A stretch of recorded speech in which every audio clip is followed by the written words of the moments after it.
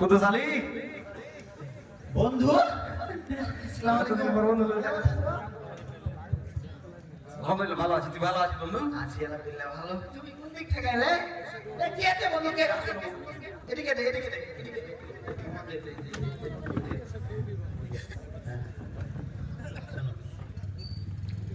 কি অবস্থা বন্ধু তোমার? এটা কেটা?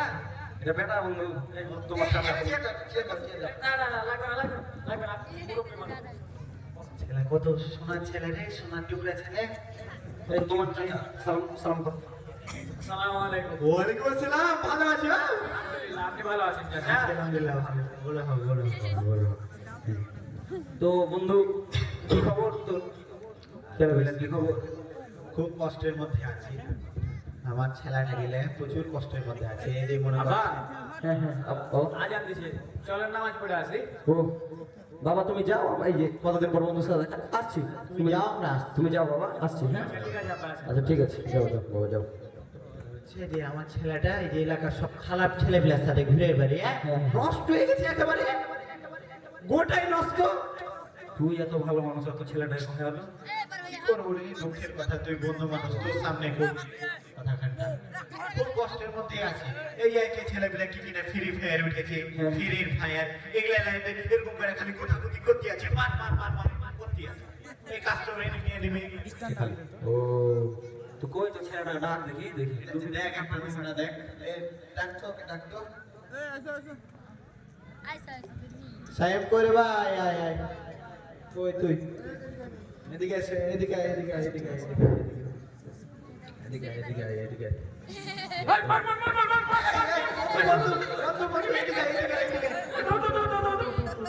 ডানে মার, ডানে মার, ডানে মার, ডানে মার।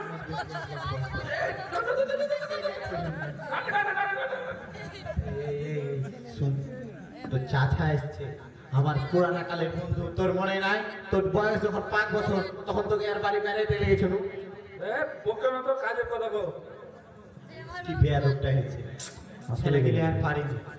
কাজের কথা বল, কি লাগে ডাকলা? তোর চাচার সাথে পরিচয় করাইতে তোকে ডাকলো, একটু সালাম কালাম দিবি না? এ লাগে আমাকে ডাকলা তুমি? আমি কত সুন্দর গেম খেলছো না?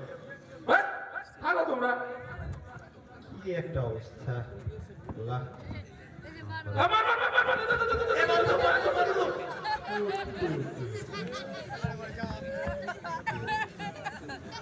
বন্ধু এই যে তুই তো জানিস বর্তমান পরিস্থিতি এরকম, সমাজ ব্যবস্থাটা এরকম হয়ে গেছে।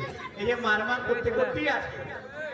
বুঝতে পারছি বন্ধু, যে অবস্থা হয়েছে এখন ছেলেপিলে, আল্লাহর কাছে দোয়া করা ছাড়া উপায় নাই বন্ধু। আরে বন্ধু, আচ্ছা বন্ধু চল, আজান দিয়ে দিচ্ছে।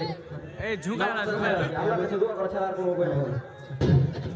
না আজকে আমি আব্বা এলো, পরে কথা বলছি। কি অবস্থা দেখেছিস? মানুষ করতে পারলো না এভাবে মানুষ সাহেব। আচ্ছা ধর, কথা হলো যে নামাজ পড়তে গেল, তুই কোনটাই ছিলি? নামাজ খানটা কেনা পড়তে গেলি না কত?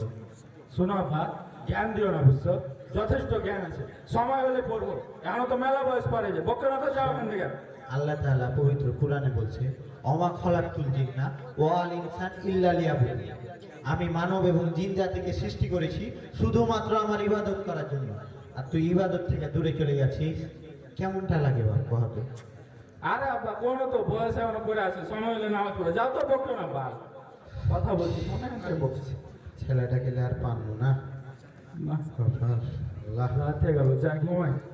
বাল করতে হবে। কত সুন্দর ফোনে কথা বলতো।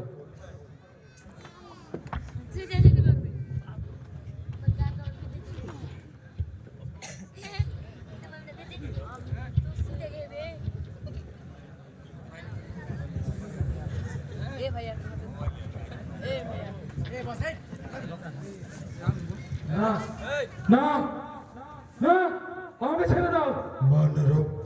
না আমি জানি, আমাকে বেরো না, না আমাকে বেরো না, বেরো না, আমি জানি, আমাকে বেরো না,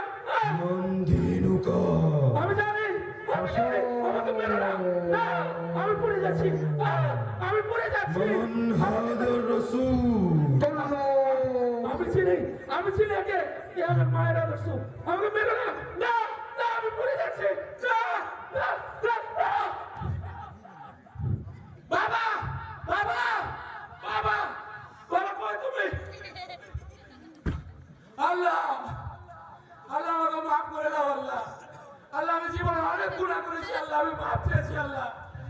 আমাকে ক্ষমা করে দাও আল্লাহ, আমি তওবা করছি আল্লাহ, আল্লাহ আমাকে মাফ করে দাও আল্লাহ, আল্লাহ আমাকে মাফ করে দাও বাবা, বাবা আমাকে ক্ষমা করে দাও বাবা, আমি অনেক তোমার সাথে অনেক ভুল করেছি, আমি অনেক ভুল করেছি বাবা, মাফ করে দাও, উঠ উঠ উঠ।